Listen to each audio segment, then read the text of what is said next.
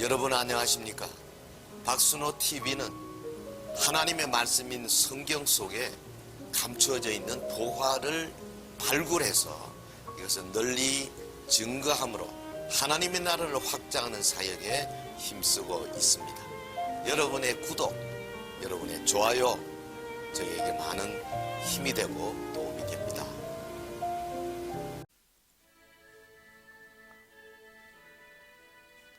여러분 안녕하십니까? 성경 속 보화 찾기 오늘 23번째 시간. 오늘은 특별히 마태복음 5장에서 팔복이 보여주는 참된 행복이라는 주제를 가지고 함께 말씀을 나누겠습니다. 성경 속에는 정말 놀라운 보화들이 많이 감춰져 있는데 팔복, 8가지 복, 이것이 우리에게 어떤 행복한 삶을 보여주고 있는가 같이 말씀에 들어가서 생각해 보겠습니다. 팔복이 보여주는 참된 행복. 먼저 우리 마태복음 5장 1절에서 12절까지 우리 한 목소리로 봉독을 하고 말씀 생각하십시다. 1절 예수께서 무리를 보시고 산에 올라가 앉으시니 제자들이 나온지라 입을 열어 가르쳐 이르시되 심령이 가난한 자는 복이 있나니 천국이 그들의 것이며 애통하는 자는 복이 있나니 그들이 위로를 받을 것이며 온유한 자는 복이 있나니 그들이 땅을 기업으로 받을 것이며 의에 줄이고 목마른 자는 복이 있나니 그들이 배부를 것이며 긍휼히 여기는 자는 복이 있나니 그들이 긍휼히 여김을 받을 것이며 마음이 청결한 자는 복이 있나니 그들이 하나님을 볼 것이며 화평하게 하는 자는 복이 있나니 그들이 하나님의 아들이라 일컬음을 받을 것이며 의를 위하여 박해를 받은 자는 복이 있나니 천국이 그들의 것임이라. 나로 말미암아 너희를 욕하고 박해하고 거짓으로 너희를 거슬러 모든 악한 말을 할 때에는 너희에게 복이 있나니 기뻐하고 즐거워하라. 하늘에서 너희의 상이 큼이라. 너희 전에 있던 선지자들도 이같이 박해하였느니라. 아멘. 하나님의 말씀입니다. 팔복, 이 마태복음 5장 초두에 나오는 8가지 복이 오늘 우리에게 참된 행복이 뭔가 하는 것을 잘 보여줍니다. 팔복이 보여주는 참된 행복. 사실 이 마태복음 5장, 6장, 7장을 우리가 보통 산상수훈이라 그러지 않습니까? 산상보훈, 산 위에서 아주 보배로운 말씀을 가르친 거죠. 그게 한마디로 말하면 기독교의 대헌장이다 그렇게 말합니다. 우리 성경을 믿지 않는 분들까지도 이 마태복음 5장, 6장, 7장을 얼마나 많이 언급하는지 몰라요. 자, 이건 보면 그리스도인의 초림과 재림 사이를 살아가는 기독교인에 대한 윤리헌장이죠. 윤리헌장입니다. 이거는 안 믿는 사람들을 위한 것이 아닙니다. 성도들의 윤리헌장. 그러니까 초림과 재림 사이, 예수님이 오심으로 이미 already 이미 하나님 나라가 시작이 되었지만은 아직 not yet, 아직 완성되지 않았지 않습니까? 그래서 이 이미와 아직 already와 not yet 사이의 긴장 속에서 우리 성도들이 지금 살아가고 있거든요. 예수님은 이런 성도들에게 새 시대 새 기준으로 산상수훈을 직접 입법하여 주신 겁니다. 그러니까 이것은 성도들의 종교적, 윤리적 삶의 절대 기준이라고 말할 수 있죠. 네. 오늘 본문 산상수훈의 요강이라 할 수 있는 팔복의 선언입니다. 8가지 복, Beatitudes. 말하자면 이 율법 전체의 핵심이 십계명인 것처럼 산상수훈의 핵심 팔복 그렇게 말할 수가 있겠습니다. 팔복의 가르침 한마디로 말하면 참된 행복이 어떤 특징을 가지고 있는가, 또 어떤 목표를 보여주고 있는가. 이 8가지 항목. 그러니까 이것은 이미 예수 안에 들어가서 하나님 나라 백성이 되어서 복 받은 자의 내면적인 상태에 대한 선언입니다. 너희가 이래 해라. 그러면 이렇게 될 것이다. 그게 아니에요. 이미 복받은 자, 하나님 나라 백성이 된 자는 이러이러한 자다. 그러니까 우리가 여기서 꼭 알아야 할 것은 이 복을 받기 위한 조건이 아니라는 사실이죠. 8가지. 심령이 가난하고 또 마음으로 애통하는 자, 온유하고 의에 줄이고 목마른 자, 긍휼히 여기는 자, 마음이 청결한 자, 또 화평하게 하는 자, 또 의를 위하여 박해를 받은 자, 8가지죠. 이미 복 받은 자들이에요. 그러니까 하나님의 나라가 완성될 때는 이거는 당연히 이들의 소유가 된다 그 말이죠. 네. 그러니까 팔복을 다르게 표현하면 정말 우리에게 친근하면서도 지순한 것입니다. 그래서 이 구절을 깊이 묵상해 보면 따뜻하게 우리의 가슴에 다가오는 것을 알 수가 있죠. 우리 예수님은 가장 위대하고 심오한 진리를 아주 단순하게 이 소박한 그릇에 담아서 선언해 주신 거지요. 여기 어려운 하나도 없어요. 그러면서도 엄청난 깊이 있는 말씀, 이 지구상에 어떤 사람도 할 수 없는 이 놀라운 말씀을 우리에게 가르치고 계십니다. 자, 그러면 팔복의 특징이 한 3가지 가운데 첫 번째 봅시다. 첫째, 팔복은 복의 근원이 하나님에게 있다. 이걸 보여줍니다. 복의 근원이 하나님께 있다. 다르게 표현하면 참된 행복은 하나님과의 올바른 관계를 맺을 때 그때 우리에게 온다. 네, 다른 데 있는 것이 아니다. 네, 심령이 가난한 자는 복이 있나니 또 애통하는 자는 복이 있나니 온유한 자는 복이 있나니. 여기 복이 있나니 헬라말로 마카리오이 혹격입니다. 복 있으며 말하자면 복이 있다. 축복을 선언하는 거예요. 축복을 선언하는 겁니다. 그리고 또 이것은 축복의 대상이 되는 사람에 대한 묘사를 포함합니다. 누가 축복의 대상입니까? 심령이 가난한 자입니다. 누가요? 마음으로 애통하는 자입니다. 누가요? 온유한 자입니다. 누가요? 의에 줄이고 목마른 자입니다. 그러니까 축복 대상이 되는 사람에 대한 묘사, 또 축복의 내용, 예를 들면 심령이 가난한 자는 천국 소유한다. 애통하는 자는 위로를 받는다. 땅을 기업으로 받는다. 배부름을 받는다. 긍휼히 여김을 받는다. 여기 지금 축복의 내용이 들어가 있죠. 이걸 다르게 표현하면 복이 있도다 심령이 가난한 자여, 복이 있도다 애통하는 자여, 복이 있도다 온유한 자여, 복이 있도다 의에 줄이고 목마른 자여. 예수님의 사실은 이렇게 표현한 거예요. 무슨 뜻입니까? 복이 하나님께 있다. 복의 근원은 하나님으로부터 온다. 그러니까 참된 행복은 우리가 어떻게 소유할 수 있느냐? 우리가 하나님과 올바른 관계를 맺을 때만이 비로소 우리가 행복한 삶을 살 수 있는 거예요. 여러분, 이 땅에 수많은 사람들이 행복을 찾으면서도 하나님과 올바른 관계를 맺을 생각을 안 하고 있는 거죠. 그러면 행복은 불가능한 겁니다. 아주 귀한 가르침이 처음부터 시작됩니다. 팔복, 복의 근원이 하나님께 있다. 참된 행복은 하나님과의 올바른 관계에서 온다. 잊으시면 안 됩니다. 팔복, 축복의 선언으로 시작하잖아요. 무슨 종교적인 규례나 도덕적 행위에 대해서 너는 이렇게 해라 저렇게 해라 그렇게 말하지 않으셨어요. 복이 있다. 그래서 이걸 복음이라 그러잖아요. 복스러운 소리, 가스펠. 본문에 참된 행복, 이것은 다른 거 아닙니다. 어떤 추상적이라보다 실질적인 거예요. 지고 더 이상 행복할 수 없는 행복. 이 복을 받으려면 우리가 하나님과 올바른 관계를 반드시 가져야 합니다. 그런데 사실 우리 수많은 사람들 하나님께 복을 구하기보다는 오히려 세상에서 복을 찾아 헤매는 것이 아닌가 그렇게 생각이 되네요. 사람들이 보통 3가지 있으면 행복하다 그러잖아요. 심리학자들의 주장에 의하면 여러 사람들의 인정받는 것, 또 내가 이 땅에 살면서 안전한 것, 세이프티, 또 내가 어딘가에 소속되는 것, belongings, 이런 거 있으면 행복하다. 그렇습니까?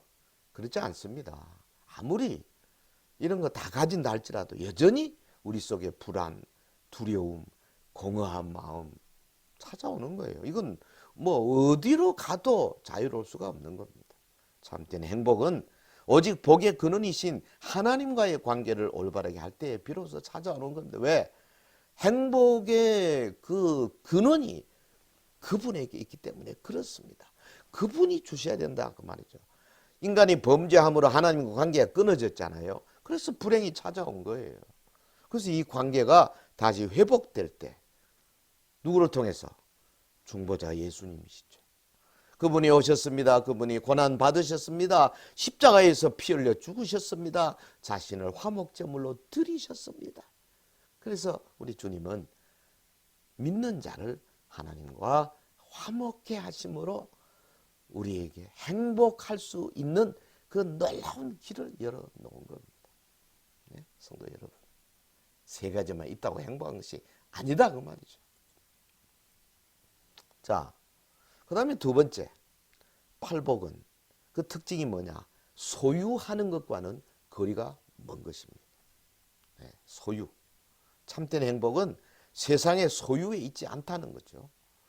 심령이 가난한 것, 애통한 것, 온유한 것, 의에 줄이고 목마른 것, 이런 것들은 세상 사람들이 찾아다니는 것들과는 매우 다르지 않습니까? 여러분, 긍휼히 여기는 것, 마음이 청결한 것, 화평케 하는 것, 의를 위하여 박해를 받는 것, 세상이 말하는 행복과는 거리가 먼 거죠. 누가복음 12장에 예수님의 비유에 나오잖아요. 어리석은 부자. 밭에서 풍성한 수확을 했습니다. 창고를 더 크게 짓습니다. 곡식과 물건을 가득 쌓아놓습니다. 그러면서 배를 두드리면서 내 영혼아, 여러 해 쓸 물건을 많이 쌓아두었으니 평안히 쉬고 먹고 마시고 즐거워하자. 예수님 뭐라 그랬어요? 이 어리석은 자야, 오늘 내가 내 영혼을 거둬가면 그게 뉘게 되겠느냐? 여러분, 이 어리석은 부자의 모습이 우리의 자화상이 아닌가 꼭 생각해 봐야 되겠습니다. 팔복은 소유와는 거리가 먼 것들이에요. 참된 행복은 세상의 것을 소유하는 데 있지 않습니다. 주님이 말씀하시는 복 있는 자, 심령이 가난한 자라 그랬어요. 뭡니까? 오직 하나님으로부터 은혜와 자비가 채워지기를 간절히 기다리는 사람이죠. 예. 자기가 뭐 해보겠다 할 수 있다는 것을 포기한 거예요. 하나님이 주셔야 됩니다. 주님이 말씀하십니다. 참 행복은 애통하는 자의 것이다. 무슨 뜻입니까? 내 자신의 죄에 대해서 철저하게 회개하고 하나님의 용서를 확신하고 또 하나님 앞에 의지할 때에 주님이 위로해 주신다. 주님이 말씀하십니다. 온유한 자가 복 있는 자다. 무엇입니까? 온유한 자라는 것은 상대방에 대한 미움, 복수심 이런 것에서 벗어나서 모든 것을 하나님께 맡기고 영적인 평안을 유지하는 상태입니다. 이런 사람은 이 세상 것들을 소유하기 위해서 초조해하거나 불안해하지 않는다니까요. 예, 완전히 다르죠. 여러분 어떻습니까? 자화상. 실제 우리의 삶은 소유를 통해서 행복을 추구하는 경우가 참 많아요.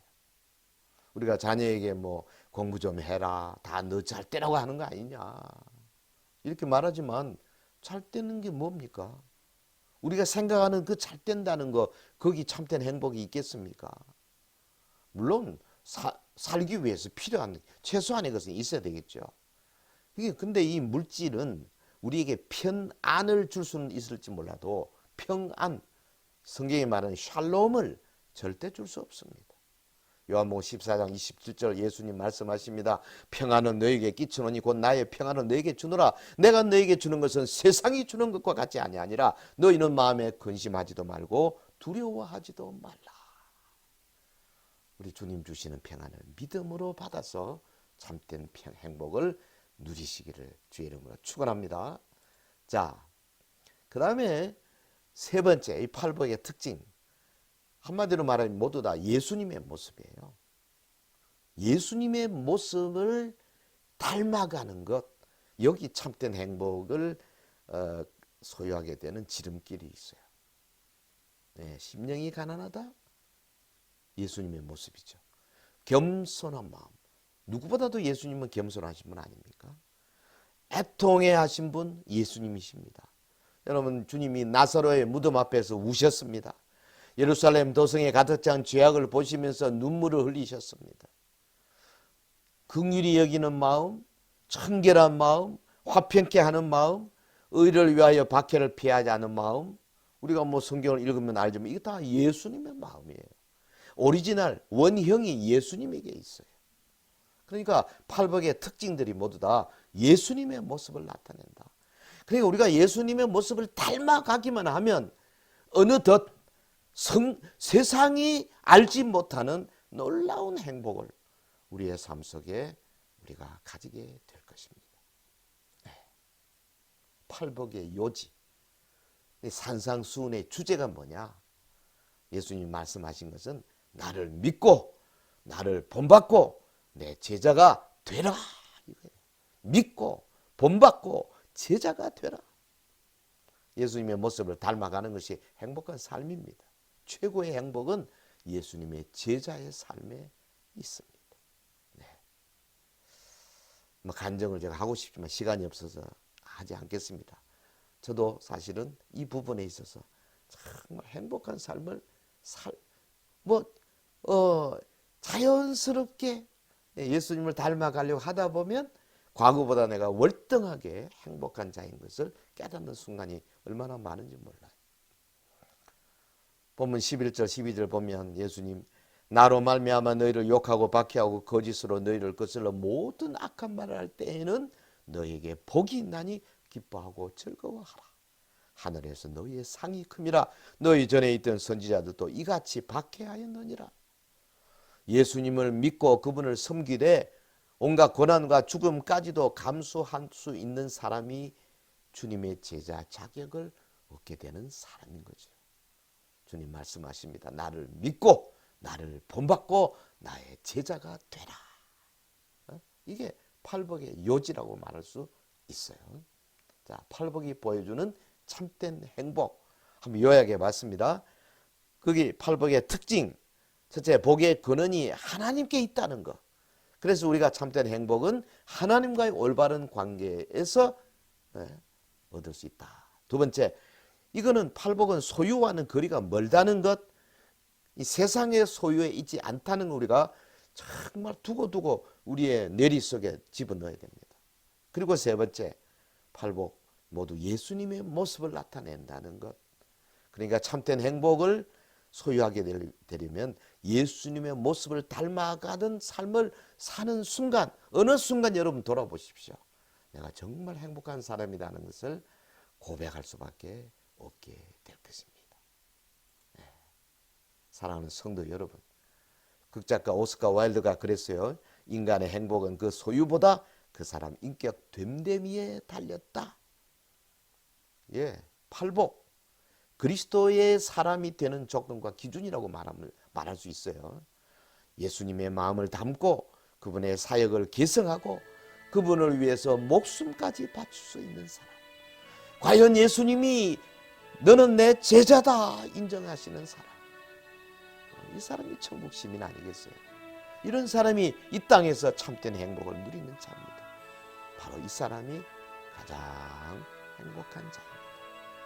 주님은 우리 모두를 이런 자리로 지금 부르고 계시는 겁니다. 네. 마태복음 5장 1절에서 12절까지의 이 내용 가운데 이 놀라운 진리가 있지 않습니까? 평신도를 위한 성경서 보아찾기 23번째 시간이었습니다. 여러분, 성경을 더 깊이 파고 더 그 속에 있는 보화를 계속해서 잡수심으로 말이야 나도 모르게 예수님의 인격을 닮아가고 예수님처럼 살게 되고 그리고 참된 행복을 소유하는 자가 될 것입니다.